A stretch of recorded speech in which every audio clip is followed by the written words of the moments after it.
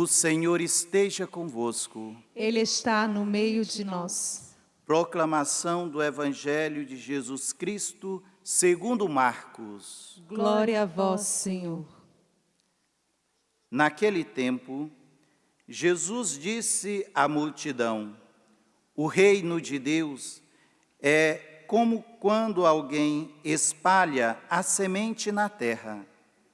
Ele vai dormir e acorda noite e dia, e a semente vai germinando e crescendo, mas ele não sabe como isso acontece. A terra, por si mesma, produz o fruto. Primeiro aparecem as folhas, depois vem a espiga e, por fim, os grãos que enchem a espiga. Quando as espigas estão maduras, o homem mete logo a foice, porque o tempo da colheita chegou. E Jesus continuou: como eu mais poderia comparar o reino de Deus? Que parábola usaremos para representá-lo? O reino de Deus é como um grão de mostarda, que, ao ser semeado na terra, é a menor de todas as sementes da terra. Quando é semeado, cresce e se torna maior do que todas as hortaliças e estende ramos tão grandes que os pássaros do céu podem abrigar-se à sua sombra. Jesus anunciava a palavra usando muitas palavras como estas, conforme ele podiam compreender, e só lhes falava por meio de parábolas. Mas quando estava sozinho com os discípulos, explicava tudo. Palavra da salvação. Glória a vós, Senhor.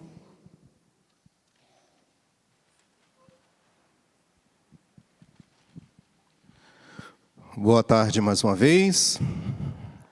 Sou o Padre Sandro Magalhães, aqui da comunidade Canção Nova. Minha gente, nós estamos por esses dias acompanhando o livro de Samuel. E hoje nós chegamos a um ponto muito importante. Davi, que era, diante do povo de Israel, o grande rei, que não existe outro rei tão importante como Davi. E hoje nós ouvimos um pecado grave de Davi, não é? Primeiro, começa com uma coisa muito simples. Desculpa a palavra, mas o padre vai falar para nós. A preguiça. Era para ele sair, ir à guerra. Mas ele quis ficar em casa, não é isso? Ficou ali, dormindo de bem com a vida, enquanto os seus soldados estavam na batalha. Começou com algo pequeno, e olha a proporção que tomou. Por isso que a gente às vezes diz assim, vira uma bola de neve. Literalmente foi isso que aconteceu na vida de Davi. Se ele tivesse tomado aquela atitude no início de levantar e ir para onde ele deveria ir, que era a batalha, a guerra, nada disso teria acontecido. Mas ele começou, como eu disse, por um ponto muito simples. Não quis ir. Eu estou usando a palavra preguiça para a gente entender. Não foi. E olha que coisa. Dali, ele comete o adultério, mas antes ainda do adultério, como Jesus diz depois no Evangelho, não é só você se deitar com a pessoa que você comete o adultério, mas quando você quer aquela pessoa dentro do teu coração, você já cometeu adultério. E foi isso que ele fez. Ele viu, quis aquela pessoa, cometeu adultério no seu coração e mandou buscar.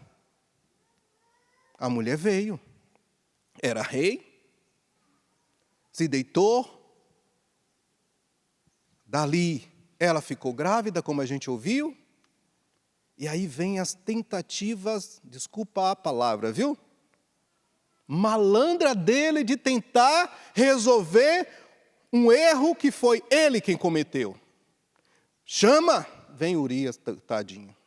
Um homem fiel, coerente com aquilo que ele era, um soldado, e o soldado não deixa o seu rei. Protege, os outros lá, os seus companheiros estão em guerra, e ele tem essa consciência no seu interior, no seu coração. Eu não posso estar com a minha esposa enquanto os meus companheiros estão lá, dando a vida. Então ele fica ali. Não vai estar com a sua esposa. Fica ali, aos pés, entre aspas, de Davi. Aí Davi, querendo tentar desfazer a malandragem, aí toma-lhe cachaça, toma-lhe vinho. Ele achando, eu vou embriagar, depois ele vai com a mulher, vai para casa e pronto. Ele vai lá, eu não vou lembrar mesmo o que é que ele fez, então ele vai achar que ele engravidou a mulher. Só que ele não vai. Olha, isso é muito sério, viu? Ele estava para lá de Bagdá. Ele poderia ir para casa, não é? Como a gente diz, a pessoa fica sem consciência. Mas olha que coisa, ele não foi, minha gente. Mesmo estando sem consciência plena, ele tinha a certeza que ele precisava ficar perto do rei. E ficou ali. Aí Davi falou, não tem jeito. Aí vem a neve, ou melhor, a bola de neve já está terrível. Ele toma atitude terrível de matar Urias. E olha, eu quero chamar uma atenção para você, viu?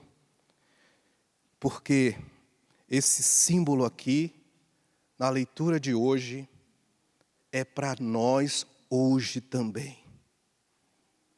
Coitado do Urias.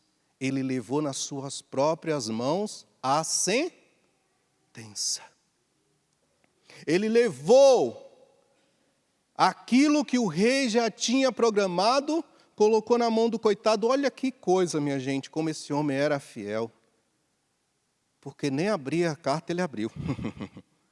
Nem curiou, não é? Como diz aqui. E ele estava levando ali fielmente a carta, porque ele deveria guardar com fidelidade aquilo que o seu rei tinha pedido para ele.